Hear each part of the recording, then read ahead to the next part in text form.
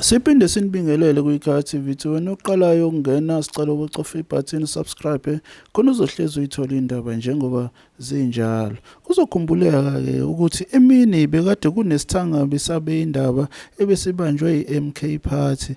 Okokuqala nqa uFloyd Shivambu osuka kwiEFF ekhuluma nabezindaba esijoyine umkhonto wesizwe. Ake sizwe ukuthi ke uyibeke wayithini indaba. Thank you very much, Secretary General, and greetings to the President of Mkhonto Wesizwe Party, President Zuma, and Deputy President Dr. Ihlombe, the Secretary General, Dr. Maseko, the Treasurer General, Commander Menzi, the National Chair, Consinati Nhleko, and the Deputy National Chair is Commander Sibilwan, and the DSG is Commander Nomuzi. We are here in the press conference of Mkhonto Wesizwe Party to announce the structures of Mkhonto Wesizwe Party. That is the primary purpose, a party which we voluntarily have joined and for correct reasons. When we were speaking in the other platform, we made a plea for avoiding of mischaracterization of an otherwise correct and revolutionary decision and act to join Mkhonto Wesizwe Party. What President Zuma is doing with Mkhonto Wesizwe Party is what the statement of Mkhonto Wesizwe did in 1961 on the 16th of December, to say that now that the liberation movement has been banned, what other platform do we express ourselves? What other instrument do we use to fight for total liberation? There is absolutely no doubt that the liberation movement is no longer existing in the form that it's supposed to do. It has been captured totally. It is directed from elsewhere. And then this is a platform. And what is unique about Mkhonto Wesizwe Party, and it's a purposeful, foundational approach and principle, is to assemble people who can govern society to come and govern society in South Africa. It's not wishful thinking to say that we've got these ideas of what we're going to do. Is to assemble the best of the best. So if you were to check even with the people that have been identified now, the first consignment that is going to the National Assembly, if you go to check their track record objectively and not bled by these nonsense of right-wing media platforms, you will accept that the contributions that Brian Molefe did in the public investment corporations, in Transnet, in Eskom, you will appreciate the contributions that Esiyabonga Gama did and contributed in Transnet, stable organizations. Whatever can be said, even with the former SARS commissioner, there have been a lot of things which were misled about for a very long time, that everyone else who is not a puppet of the establishment is enemy of the people. That is not the case. And people will think that I'm saying this because I'm on this platform now only. You can check the public statements and writings and articles and even interviews that we did when we came to the realization that for a very long time we're misled in terms of our characterization of society. They said there's capture because they were no longer in control of key state institutions. The white capitalist establishment was no longer in control, and then they said there's a crisis. If there was truly a crisis, why is that crisis not there now? Like, can they show us? the crisis which they said existed before. So to assemble the best of the best amongst black people to govern society is a best decision. And to associate with that is a best and sound decision.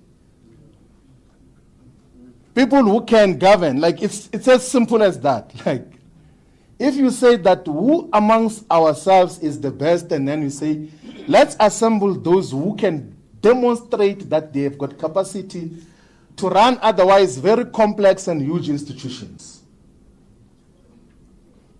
who are not going to collaborate with the establishment and switch on electricity on and off and say it's load shedding because there's a crisis of this and that. People who are genuine and real and have never done anything wrong, and of course will be criminalized for one reason or another. I agree that we should unite all the progressive forces into common agenda, because this thing of small unviable political parties is not sustainable for the future of black people in South Africa. It's not sustainable at all. We can't, and the temptation as well, and I'm not characterizing the EFF, is that when you have got multiple of these, like they end up being fiefdoms of individuals. IFP, UDM kind of arrangement, what is it to achieve with that? When all of us can set aside our very strong egos and say, I don't have to be a member of parliament, I don't have to be a deputy president. I can come and be led by a collective, like, and be subjected to a collective and be asked to go and organize branches of MKP from scratch and not be a member at the high levels. That is the principle that we're dealing with. And that is what we're here for in terms of, and so that there's not even confusion. By the way, we spoke about the unification of all progressive parties with President Zuma last year, October, before the official announcement of Mkondo's party. And I was amongst those that said that let us go and contest elections as separate political parties. We'll contest each other on the ground, but we'll come back to talk about what do we do moving forward. So the attempt for unification is not just an opportunistic one because there were electoral declines of the EFF and all of those things. It's a genuine political discussion, which all South Africans must enter into, those who are in favor of the revolution. Because revolution is the content of what we're standing for. It's not just, no, if it's me, you are betraying me. You know, some people will say, you are betraying me. Where does that enter? And you don't even once suggest that I'm betraying the revolution. I will never betray the revolution. Because we're not in the business of trying to please each other's egos here. We're in the business of building a revolutionary movement that is going to emancipate the black majority and Africans in particular, and we're unapologetic about that. That is what we stand for.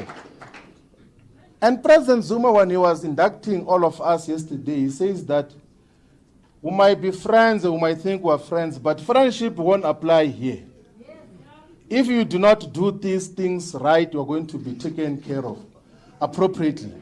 Some people were asking me that what is going to happen because in MKP leadership changes every week and all of those things. What if they change? I said, like, if I'm removed as national organizer, I'm going to be a member. And if I'm removed as a member, I'm going to be a volunteer and put posters even without the approval of the leadership. I'm not here for opportunistic purposes. And that is what we are all about. I think all of us, all the progressive forces, let's unite and build this movement.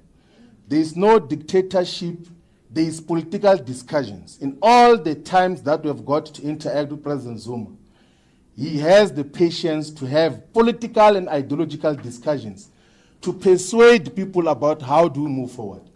He does not stand to subjectively gain anything out of that. It's not like he's subjectively going to gain anything out of it. He had said that let's unite all the progressive forces so that we can build a solid movement that will take us forward. Otherwise, the other things that are said are not worth responding to. We're going to go to the ground. Let's coexist, all of us, and then let's persuade each other.